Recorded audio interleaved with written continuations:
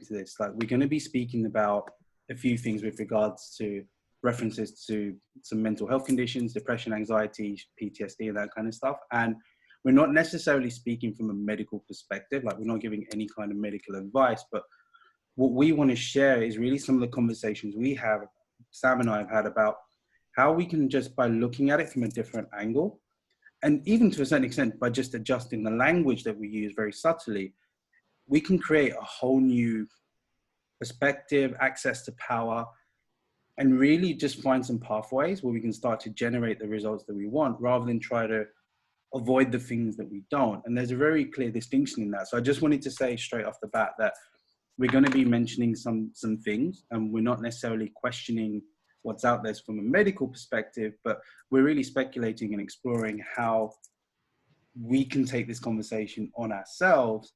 And we're going to share some of the things that we've implemented and have generated some results for us as well. So feel free to answer, to post any questions in the comments. Like, we are going to be going through these and answering them on the fly as often as we can as well. And Sam, before we go into it, is there anything that you'd like to say? Yeah, there's just one thing I was going to say, mate, and that's when people are listening live or even listening back, what I invite them to do is to listen to see if there's anything which we're talking about which resonates for your own life, and see whether it's from a place where we were or a place to where we are now. But just listen for yourself to see if there's anything which resonates, and try it on. Obviously, you might not like everything we have to say, but just try it on, and I hope you enjoy it. Yeah, just like a pair of clothes in the fitting room, see if they fit, right? Absolutely, absolutely, mate. Yeah, I love it. Good. So, so I think just to start off the bat, straight off the bat, rather, I think it's a great way to share about a scenario, a conversation that you had, Sam, with your brother, where you were in a particular place and he questioned your truth. Totally. And yeah, go straight into that. Yeah, absolutely. So this was at a time when, to me, what it looked like is I was depressed. And this wasn't like a temporary moment. This was a case of how I felt for an ongoing period, months. I couldn't remember if it was months or it was years at that stage. So I was pretty deep in the mire. I didn't really know how to get around these feelings. I didn't really know how to be productive at that time. I was living very much in a survival mode. Like, to give you some sort of context, I lived in a flat which was in central London, and yet I barely went outside. I barely communicated with people outside of that space. And I was just living in my head with anxiety just piling up over and over again, with all these negative thoughts stacking, and thinking, what's wrong with me? Why can't I do this? I was doing my PhD. It wasn't going well. I was really starting to question whether this was the pathway for me.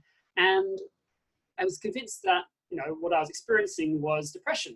We have in society a very strong understanding that a large number of people at some time, all people at some point, go through something like depression. And we have that as an agreed understanding that there is this thing out there. And I was living into that agreed understanding that there is this thing called depression. And I was trying it on for myself to try and understand what was going on. And I had friends in my life who I could see who had what it looked like depression, and they looked like me. And they were looking at other things, looking at what drugs they could take to help them. For some, I think it had been helpful. For others, maybe less so. But it gave me a sense of maybe this is what I should do for myself. And I was in a conversation with my brother.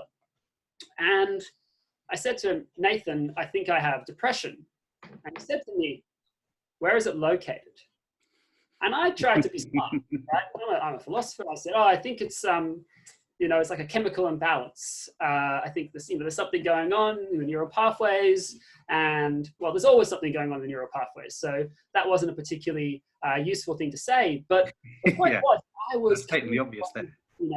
Of course I do, right? Look, there's this feeling I have, and this feeling is, there's something not going right up here, and that was how I wanted to describe it.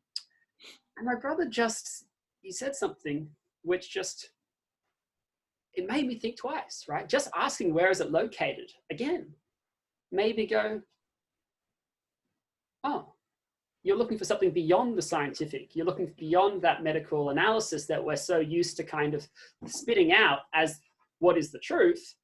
And you're making me question for the first time whether that could actually be true. And that stunned me, because What did you do next? I think what we did next was we did an exercise together, where we looked at what I wanted to create in the next 3 months and how I could actually go about getting there. And in the space of a half an hour conversation, I was taken from a place of where I was so deep in the mire, where everything looked terrible and I didn't really know how to keep going, to suddenly seeing a possibility of actually being effective and creating something around my work. So that was the first time where I really started to think, maybe it's not the case that it's as true as I'm taking for granted. And I also think part of just the way you're saying, I am depressed, or I have this, it's like you're in this fixed position, right? Whereas if you look at it from the perspective of it's a state, yeah, it's not permanent.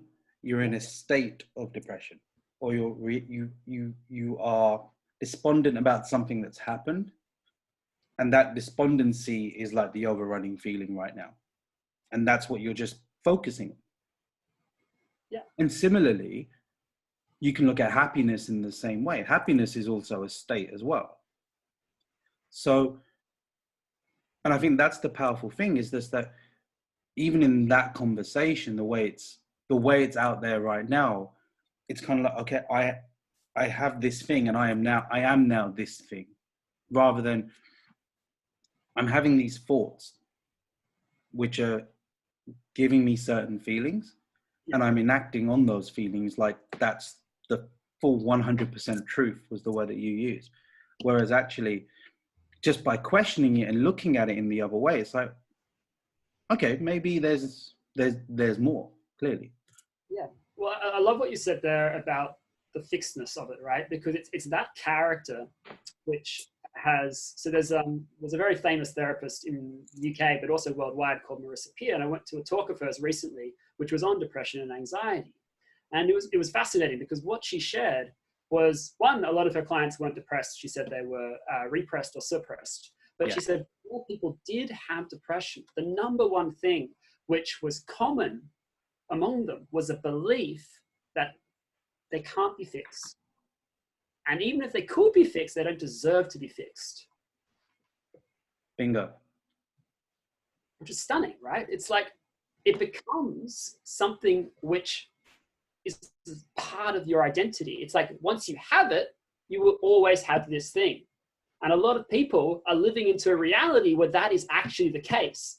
Once you get depression, that is now part of your badge of armor, which you wear for the rest of your life. And you just have to cope with it, right? Think about Tyson Fury as someone who had a very, how to say, transformative journey, if you like, around mental health. But he still described himself as having depression. There are lots of people in the media who I've seen describing themselves as they will continually have to fight that. But the part of it, we think about from a neurological point of view, the more you're coming from this point of view that you have this thing and you will always have it, the more you're telling your brain that you will always have it. That negative reinforcement. Yeah, totally. And actually that reminds me of the situation I was in a few years ago, where, looking back on it now, like for about 16 years or so, I carried this kind of mantle that I created when I found out my dad was ill. And like, part of it's like this whole cultural paradigm, but like being the eldest and being from the community that I'm part of, it's like the eldest is always got to be the one that steps up. And then at 16, it was like, right, now I've got to step up. And I created for myself that security, and, that has to be my driving value, because no matter what happens, I need to be the one that step up. Now, I looked at that, and again, having come through the journey and kind of looking at it from another way, you get so tunnel visioned into this decision that you've made that I've got to be the safe one, right? I can't take any risks. Yeah. But what happens is you burden yourself with this fantasy when no one has actually anointed this title to me, but I'm now acting based on a belief that, okay, I've got to do this.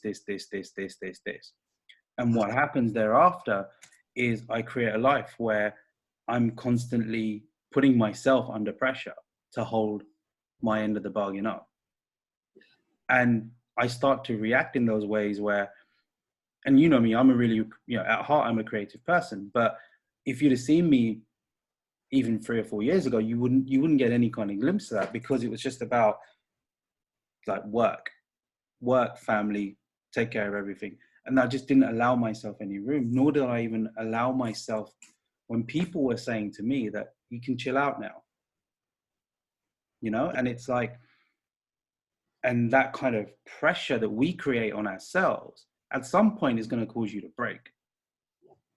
And, I had to physically stop for what was initially meant to be 3 months, but went into 7 months, and actually went into 1.5 years and a bit beyond. And part of that journey was, I remember speaking to my GP, and I was saying, I'm having all these various different health issues, but I think there's just stuff up there that I need to look at. And initially I just put it down to stress. Yeah. And it's so funny because I remember going to things like talking therapies or like this local service. And I did this survey, and they're talking, and I'm reading all these pamphlets and stuff, and I get this survey result back, and they're like, right, what you have is OCD, depression, anxiety, PTSD. I'm like, whew, that's quite a list, right? Quite a list. Run it off the bat. Like, I was like, is there anything missing, right? But what's on the menu tonight? Yeah, exactly. But then when you look at that, like even when you look at that, it's like all of a sudden I'm like, okay, I'm this. Yeah. Problem with that is that you're left with that. Totally. And it's like, now what? And it was like, the thing that I laugh about now was that, like the whole OCD thing. And what I thought was just generally being really well organized, I now started to see, hang on, maybe I am OCD. And again, as you mentioned, now that I'm thinking that, I'm now enacting on that, right? Now all of a sudden it's becoming like super visible. I'm seeing all of these things, and I'm like questioning myself of, do I tidy this up, or do I leave it now? Do I, like, to the extent where like I was playing video games, and for anyone that plays FIFA, you know that there's a whole transfer window thing. I couldn't carry the game on unless I had the perfect transfer window, because that's how much it was like playing on my mind. And then it was like, so then I would restart the game and start again until I had the perfect one. But when we look at that, and I think the way that that's language is, the word disorder straight off the bat implies that there's something wrong. Totally.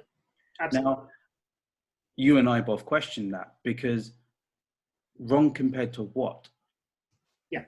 And is it a disorder or is it a response? Say a little bit more about that. I'm curious what you mean by that. So it's like, I'm trying to enact, if we look at the OCD, for example, right? I'm trying to enact on assuming some kind of control over the situation. Yeah. So I clearly reacting to a situation where I was out of control, and I'm doing what I can to make the most of it.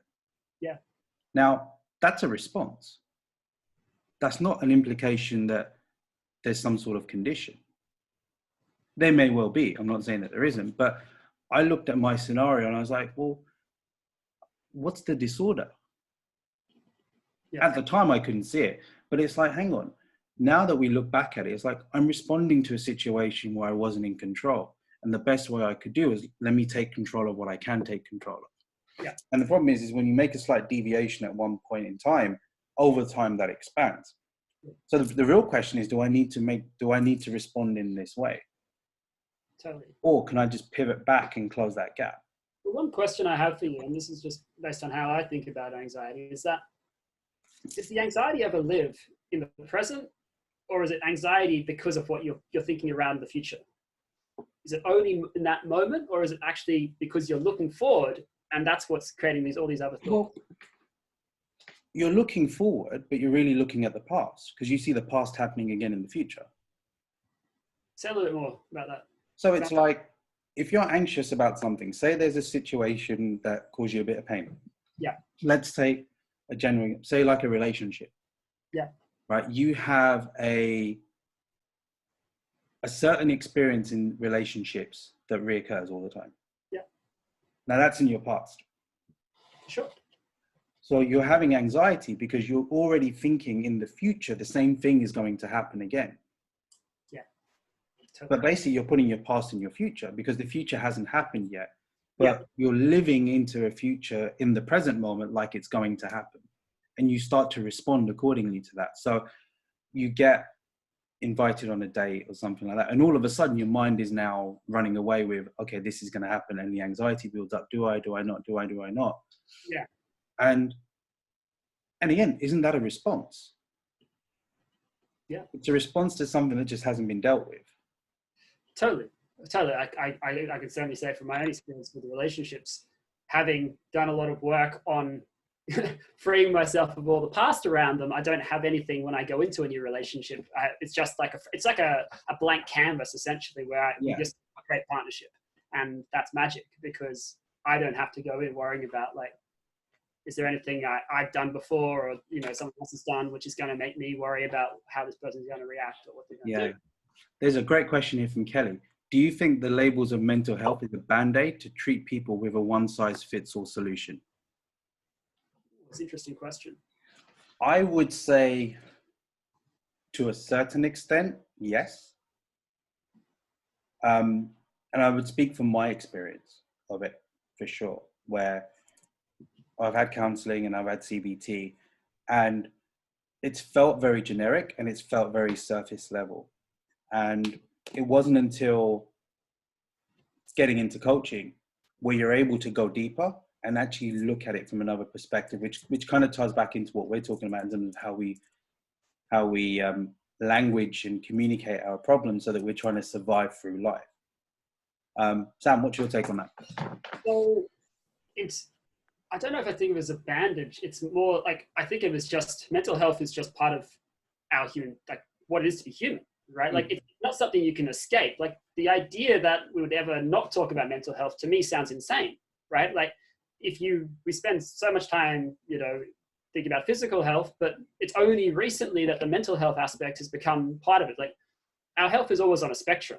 So and where we are in our mindset, right? Like now is a perfect example of that, because with all the uncertainty, that creates a lot of anxiety. So where your mindset is right now might be very different to where it was, say, a month or 2 months ago. You may have been feeling pretty free and excited about what opportunities were on the horizon. But in this moment, you might feel like your mental health is really suffering, because where your mindset is at is then having an impact on your physical health and everything around that, right? Because they're all related. I'm thinking from a very holistic point of view, from my own perspective, because I have seen if I get into a place where there's a lot of anxiety, what tends to happen is that I also tend to get ill on a more frequent basis. Because I have a lot of anxiety now, I don't tend to get ill very often, because I don't imagine that's going to be the future I'm living into, essentially. Yeah. And before we segue into like taking a look at how people communicate and what are the realms, one of the things that we were speaking about before is when we talked about like disorder implying that there's something wrong and order is normal. I suppose the question is in comparison to what? Now, what is this comparison made against? Yeah, totally. And the final thing I want to say on that is just the danger of people actually taking that on as part of who they are, right? As that is their identity now.